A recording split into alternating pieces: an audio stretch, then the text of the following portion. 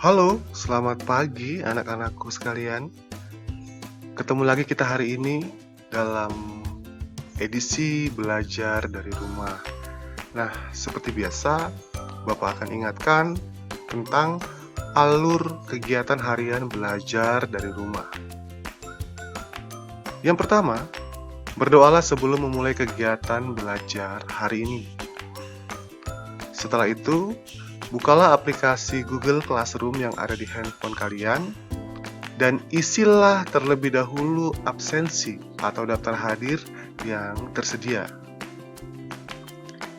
Setelah selesai, masih melalui aplikasi Google Classroom, lihatlah video materi hari ini. Bisa juga langsung menonton videonya di channel YouTube yang sudah disediakan. Tontonlah videonya sampai selesai. Selama proses menonton video materi, catatlah hal-hal penting yang kamu temukan dalam video materi tersebut. Setelah itu, carilah informasi tambahan mengenai materi tersebut melalui buku-buku pelajaran maupun melalui internet. Mintalah pendampingan dari orang tua atau kakak di rumah. Dan melalui aplikasi Google Classroom, bukalah penugasan yang diberikan, lalu kerjakan dengan baik. Itulah kegiatan kita pada hari ini. Selamat belajar!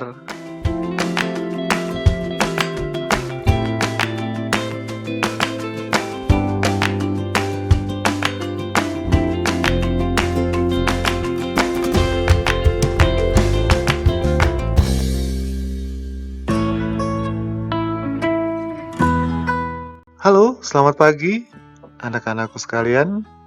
Belajar dari rumah lagi kita hari ini. Dan hari ini muatan pelajaran yang akan kita pelajari adalah PPKN.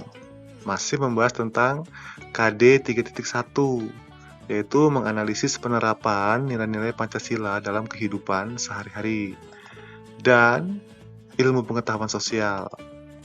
Masih tentang KD 3.2, yaitu menganalisis perubahan sosial budaya dalam rangka modernisasi bangsa Indonesia. Kita lanjut ya. Bapak ingatkan sedikit mengenai pelajaran kita yang lalu. Ini adalah gambar lambang negara kita, Pancasila. Burung Garuda Pancasila itu adalah lambang negara. Sekali lagi jangan tertukar ya. Burung Garuda itu adalah lambang negara. Sementara Pancasila itu merupakan dasar negara Republik Indonesia. Nah, tiap sila memiliki makna dan nilai-nilai yang terkandung di dalamnya. Masih ingat kan? Mengenai nilai-nilai yang terkandung di dalam sila pertama dan sila kedua? Kita sudah pelajari itu pada pertemuan yang sudah lalu. Sekarang kita akan masuk ke sila ketiga. Apa bunyinya? Persatuan Indonesia. Lambangnya apa Persatuan Indonesia? Pohon beringin. Pohon beringin itu adalah lambang dari sila ketiga. Nah, apa saja nilai-nilai yang terkandung dalam sila ketiga? Yang pertama, bekerja sama demi kepentingan bangsa dan negara di atas kepentingan pribadi dan golongan. Jadi, kepentingan bangsa dan negara itu harus kita tempatkan di atas kepentingan pribadi atau diri sendiri dan golongan. Golongan apa? Ya golongan orang kaya misalnya, atau golongan orang-orang di RT 2, RT 5 misalnya gitu ya. Jadi harus kita menempatkan kepentingan bangsa dan negara itu di atas kepentingan pribadi dan golongan. Kemudian rela berkorban demi kepentingan bangsa dan negara. Dan berikutnya adalah mengembangkan persatuan Indonesia atas dasar Bhinneka Tunggal Ika. Masih ingat kan apa itu Bhinneka Tunggal Ika? Bhinneka Tunggal Ika artinya adalah berbeda-beda tetapi tetap satu juga. Berbeda-beda apa? Ya berbeda bahasa daerahnya, berbeda sukunya, berbeda agamanya. Pokoknya walaupun berbeda-beda, tapi kita tetap satu, begitu ya. Kemudian yang terakhir adalah mengembangkan rasa bangga dan cinta tanah air dan bangsa. Apa salah satu contohnya? Bangga dalam menggunakan bahasa Indonesia, itu salah satunya. Walaupun bahasa yang lain, bahasa Inggris misalnya, bahasa Jerman, bahasa Prancis, bahasa Arab, bahasa Mandarin, bagus kalau kita pelajari gitu, tetapi kita harus bangga terhadap bahasa Indonesia. Nah, itu adalah salah satu contoh rasa bangga terhadap tanah air dan bangsa. Gitu ya. Kemudian kita akan melihat lagi sila keempat. Apa bunyi sila keempat? Kerakyatan yang dipimpin oleh hikmat kebijaksanaan dalam permusyawaratan perwakilan. Apa lambangnya? Ayo. Lambangnya kepala banteng. Kok kepala banteng, Pak? Kenapa nggak kepala saya? Gitu ya. Atau kepala kucing misalnya. Atau kepala naga misalnya gitu. Kenapa kok kepala banteng? Kepala banteng itu adalah hewan yang suka berkumpul. Ya, jadi kenapa digunakan kepala banteng? Jadi banteng itu adalah hewan yang suka berkumpul. Sehingga diharapkan kita manusia juga suka berkumpul, bermusyawarah begitu ya. Tapi di zaman Covid begini, di zaman virus corona begini ya berkumpulnya jangan dalam satu ruangan yang banyak ya. Kita berkumpulnya online, tetapi tetap berkumpul. Online tapi jangan banyak-banyak ngumpul gitu, bahaya. Nah, apa saja nilai-nilai yang terkandung dalam sila keempat?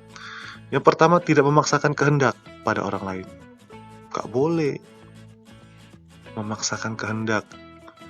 Misalnya kita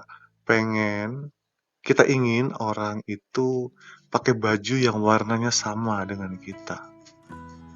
Warna kita bajunya merah misalnya, maka kita paksa-paksa orang harus pakai baju merah juga gitu. Gak boleh ya, emangnya kembar gitu ya. Itu hanya contoh sederhana. Kemudian yang berikutnya bermusyawarah. Apa itu bermusyawarah? Bermusyawarah itu berkumpul, kemudian mendiskusikan sesuatu masalah yang memerlukan pemecahan, yang memerlukan kesepakatan. Bermusyawarah agar bisa tercapai sebuah keputusan bersama. Musyawarah gitu ya. Misalnya nih, nanti kalau misalnya kalian di rumah, kalau sudah corona berlalu, virus sudah tidak ada lagi begitu ya, musyawarah. Nanti kita kalau mau jalan-jalan kemana ya Pak? Gitu. Terus kata ayahnya di rumah, kita ke Korea. Nggak mau kata ibunya, kita ke India aja gitu. Terus kamu maunya ke Jepang misalnya, mau ketemu Naruto Pak gitu. Mamanya nggak mau, aku maunya ke India, mau ketemu Shah Rukh Khan. Terus ayahnya nggak mau, aku mau ke Korea, mau ketemu sama BTS misalnya gitu ya, mau ketemu BTS. Kemudian adiknya mau ketemu Lee Min Ho. Bermusyawarah untuk mencapai kesepakatan. Jangan saling memaksakan kehendak ini ya, tetapi bermusyawarah. Nah, nilai berikutnya adalah mengutamakan kepentingan orang banyak. Itu yang paling penting. Di dalam bermusyawarah, kita tidak boleh memaksakan kehendak pada orang lain. Dan yang paling penting adalah keputusan itu harus mengutamakan kepentingan orang banyak. Tidak boleh kita mengutamakan kepentingan diri sendiri. Jika itu untuk kepentingan orang banyak, begitu ya. Tidak boleh membawa keinginannya sendiri. Itu. Kemudian Yang terakhir adalah menjalankan keputusan yang telah disepakati bersama. Jadi kalau tadi ada yang mau ke Korea, ada yang mau ke Jepang, ada yang mau ke India, maka misalnya disepakati, ya sudah, kita nggak usah aja ke Korea, nggak usah ke Jepang, nggak usah ke Cina, nggak usah ke India, kita ke Perancis aja gitu, lihat Menara Eiffel misalnya. Maka keputusan yang sudah disepakati itu harus benar-benar dijalankan, konsisten, harus benar-benar gitu ya. Kita harus mengutamakan kepentingan orang banyak, dan keputusan itu haruslah kita jalankan dengan hati yang lapang, begitu, bermusyawarah. Nah, itu adalah nilai-nilai yang terkandung dalam sila keempat, gitu ya. Ini adalah pelajaran yang terkandung dalam muatan pelajaran PPKN pada hari ini. Cukup 2 sila saja yang akan kita bahas hari ini. Pak, sila kelimanya mana? Sila kelimanya nanti pada pertemuan berikutnya. Ya, begitu. Oke Pak, lanjut. Oke, lanjut ya.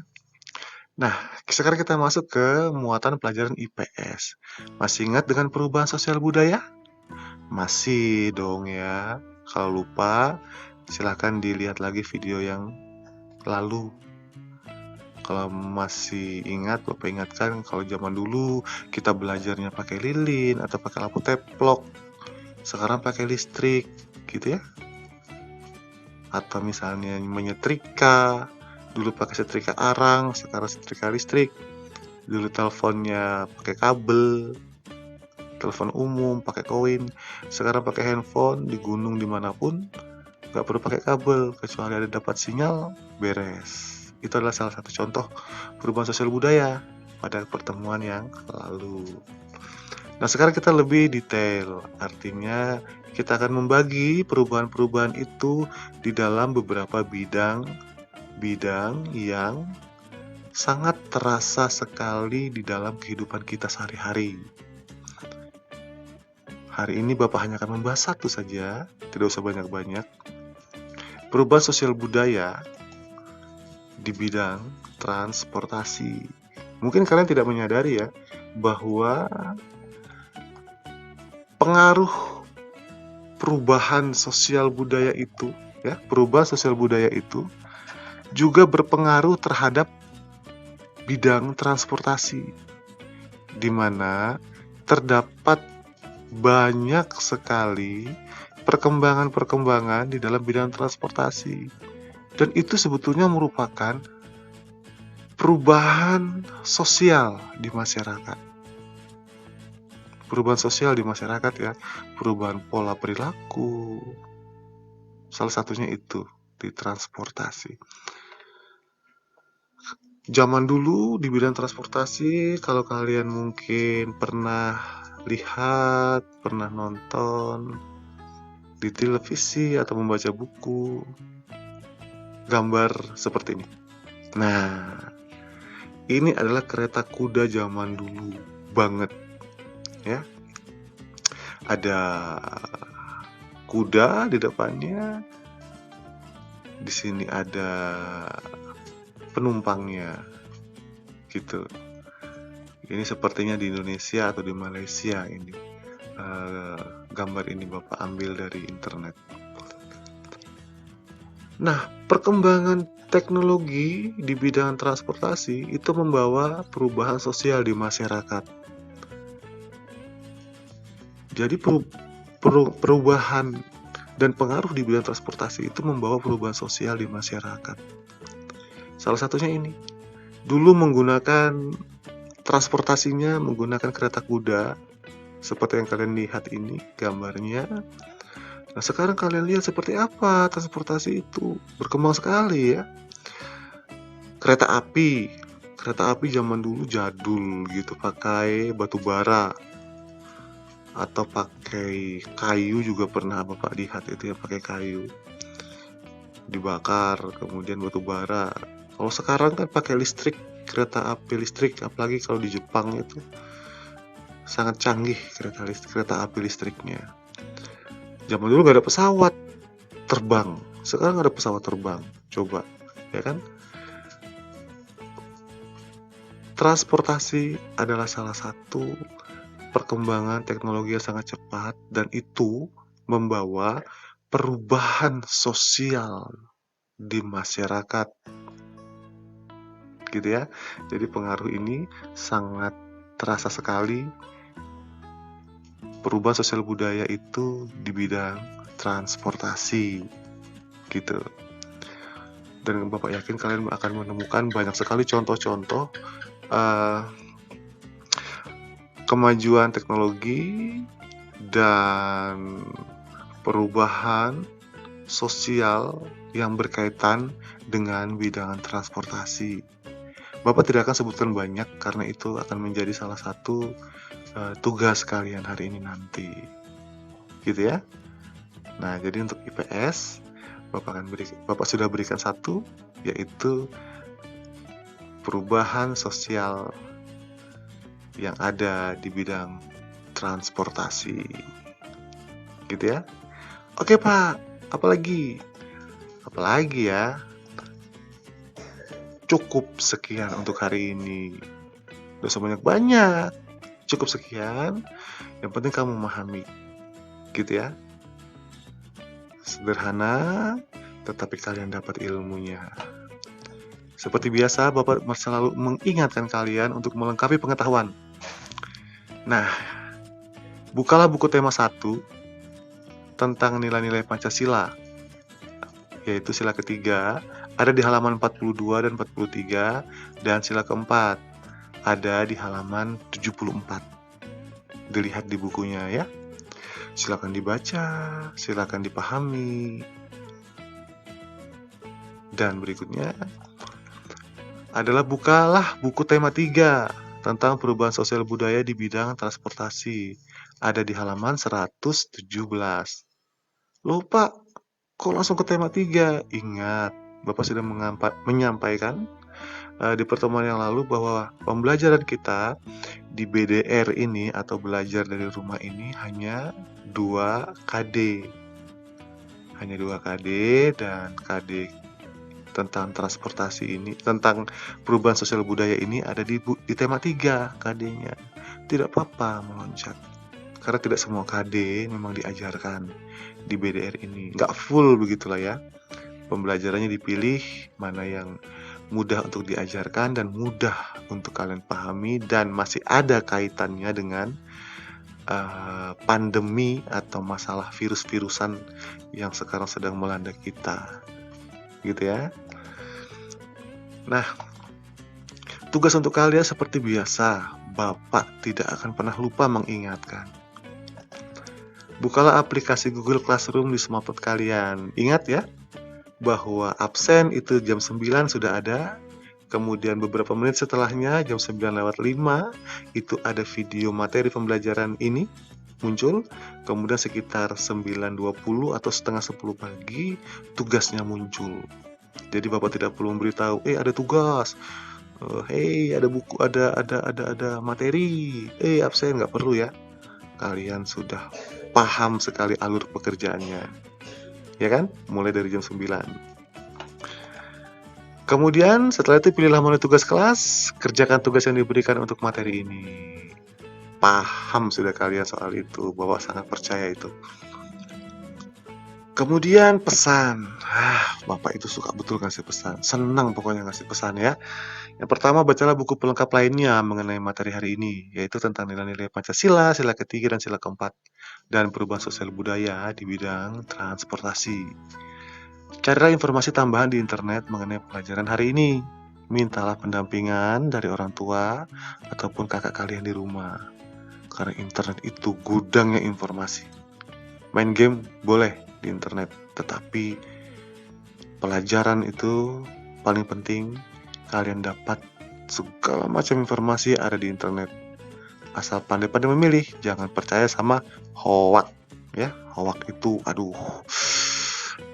hoak itu bikin kita suka tertipu dengan berita-berita palsu ya. Jadi kalau dapat informasi sesuatu, terutama kalau kalian membaca berita yang di-share berita yang sangat bombastis, yang luar biasa, mengerikan, mengagetkan, mengejutkan, jangan langsung percaya. Dicek-cek ulang lagi ya. Di internet juga ada beritanya tentang sebuah berita yang aneh. Kita cek dulu benar apa enggak gitu ya. Paling penting di masa pandemi ini adalah ingatlah selalu untuk menjaga kesehatan, menggunakan masker, jaga jarak, cuci tangan, dan makan makanan yang bergizi. Biar sehat, mau sehat kan? Bapak juga pengen sehat. Makanya mengurangi keluar dari rumah. Kalaupun terpaksa harus keluar dari rumah, protokol kesehatan dijalankan. Gunakan masker, jaga jarak, cuci tangan, pakai sabun, jangan pakai oli bekas. Oke, itulah pertemuan kita untuk hari ini. Semoga hari kalian menyenangkan. Jangan pernah bosan untuk belajar dari rumah. Dan tetap semangat.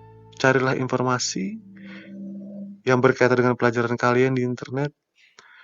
Tambahkanlah ilmu pengetahuan kalian melalui internet, karena internet adalah gudangnya informasi, tetapi tetap dengan pendampingan orang tua kalian.